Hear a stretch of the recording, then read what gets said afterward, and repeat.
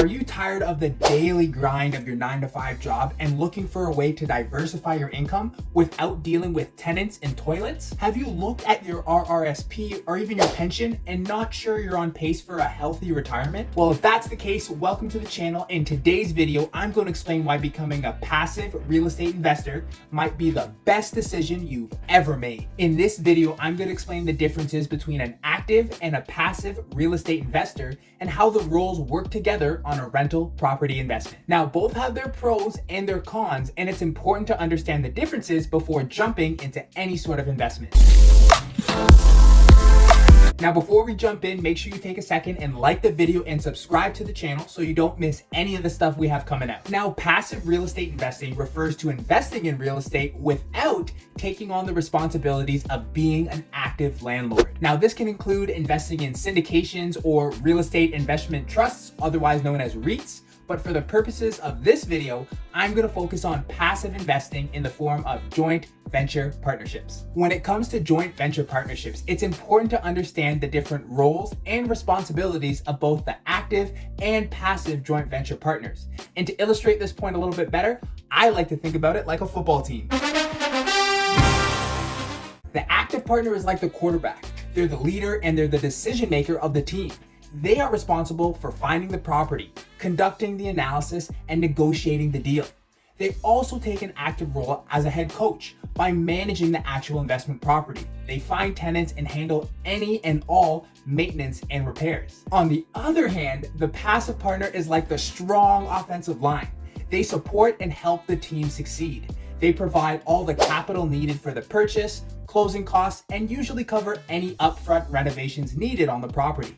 And the best part is, the passive partner receives a share of the rental income, the cash flow, and the appreciation, not to mention the profits. Just like how a quarterback and an offensive lineman work together to score touchdowns and win Super Bowls, an active partner and a passive partner work together to achieve a common goal. That is to generate income and some amazing returns on a rental real estate investment. It's important to understand these roles and responsibilities before entering into any joint venture partnership so that both partners are clear on their expectations and can work together super effectively. Let's take a look at a step-by-step example of how an active partner and a passive partner can work together on a successful rental property investment. Step number 1, the active partner finds a suitable rental property. In this case, let's say it's a duplex. It's in a great location and the active partner conducts a thorough analysis of the property and sees the potential for substantial rental income and appreciation. The active partner estimates the property is going to generate $3,000 a month in rent, while the mortgage and expenses allow for positive monthly cash flow. Step number 2, the active partner negotiates and closes on the property for $300,000, which is under market value, therefore creating instant equity for the partnership and making money on the buy. Step number 3, the passive partner now contributes $100,000 worth of capital. This is going to be used to purchase the property, closing costs, and some value-add renovations on the property. Step number 4, after closing, the active partner is going to begin actively managing the property.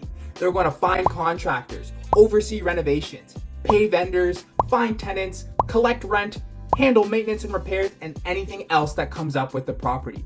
The active partner is also going to take care of the legal and financial aspects of the property, including paying property taxes, getting insurance, and managing the overall books. Step number 5, as the active partner continues to manage the property, the passive partner, who by the way is at the beach with his family relaxing, begins to receive a portion of the monthly rental profits. The passive partner also begins to benefit from the appreciation of the property, the equity that's been created by the strategic renovations, as well as the loan pay down as a result of our A+ tenant paying their rent each and every month.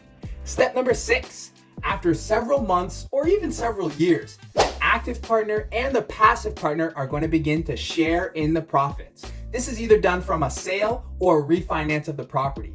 The passive partner is going to receive their profits and the active partner will receive their profits. Now, the profits can be taken out and used for personal, to buy a car, a truck, or a cottage, but most often you're going to see profits reinvested into the actual property or taken to purchase another investment property.